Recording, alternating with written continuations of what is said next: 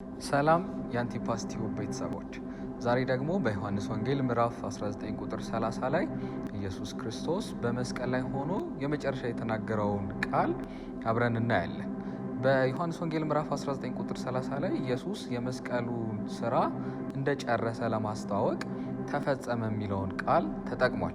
ይህ በመጽሐፍ ቅዱስ ውስጥ ተፈጸመ የሚለው ቃል በግሪኩ ቴቴስላ የሚል ትርጉም ያለው ሲሆን ይህም ደግሞ ሕጋዊና መሰረታዊ የሆኑ ትርጓሜዎች በመጽሐፍ ቅዱስ ውስጥ አሉት። ኢየሱስ በመስቀል ላይ የሰራው ስራ ውጤቱ ለዘላለም የሚቆይ መሆኑን ለመግለጥ ከዚህም ጋር ተያይዞ ፍቺውን እናያለን። የመጀመሪያው የቃሉ ትርጉም የሚሆነው በጥንቱ በሮም ስርዓት ውስጥ የግብር ሰነዶች ወይም የዕዳ ሰነዶች ተከፍለው ሲያልቁ ቴቴስ ላይ ወይም ደግሞ ተፈጸመ የሚለው ይህ ቃል ይጻፍ ነበር።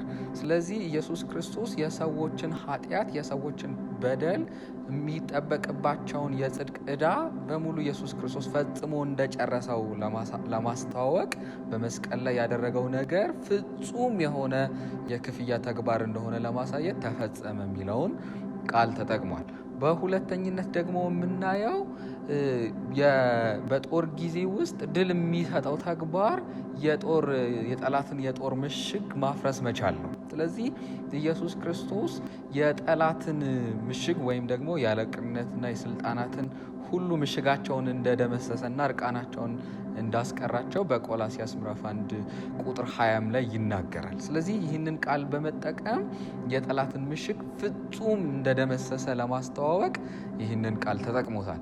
በሶስተኝነት ደግሞ አንድ አርቲስት ወይም የስዕል ባለሙያ የሆነ ሰው የመጀመሪያ ስዕሉን ሰርቶ ሲጨርስ ወይም ንድፍ የሚሰራ ሰው ንድፉን ሰርቶ ሲጨርስ እንደተጠናቀቀ በጥሩ መንገድ እንደተጠናቀቀ ለመግለጽ ቴቴስ ላይ ይላል። ስለዚህ ይህም ደግሞ እግዚአብሔር አብ ለሰው ልጆች የነበረው የመዳን እቅድ ፍጹም በሆነ መንገድ እንደተፈጸመ ወይም እንደተከናወነ እንደተጨረሰ ለማስተዋወቅ ኢየሱስ ክርስቶስ ተፈጸመ ወይም ቴቴስ ላይ የሚል ሕጋዊ የሆነ ትርጉምን ሰጥቶት እናያለን። ቀጥሎ ደግሞ የምንመለከተው እነዚህን ሶስቱን ተግባራት ብቻ ሳይሆን ቀጥሎ ስነ መለኮታዊ ድምዳሜና ስነ መለኮታዊ ፍቺ ደግሞ የሚሰጥ ደግሞ 4 ነገሮችን እንመለከታለን።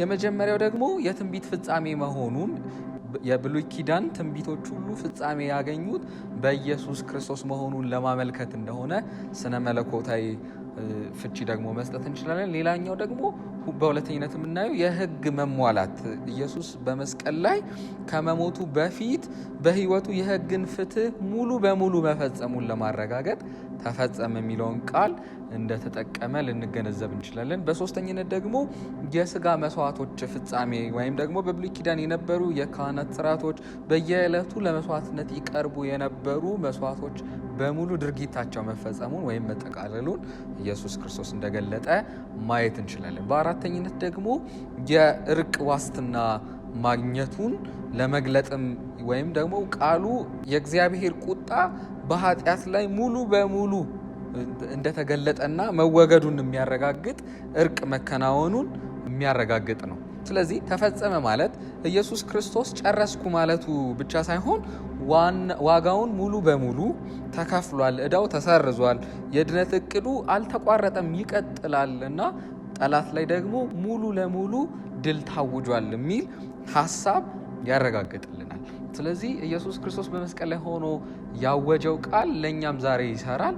በጠላት ላይ ድል እንድናደርግ በዮሐንስ ራእይ ላይ የሚናገረው በበጉ ደም ድል ነሱት ስለሚል በዛ በበጉ ደም ድል እየነሳን እንድንኖር ድል እየታወጀልን ሰዎች እንደሆንን እንደ ክርስቲያን እንረዳ ይገባል። የዛሬው መልእክታችን ይህንን ይመስላል። ተባረኩ።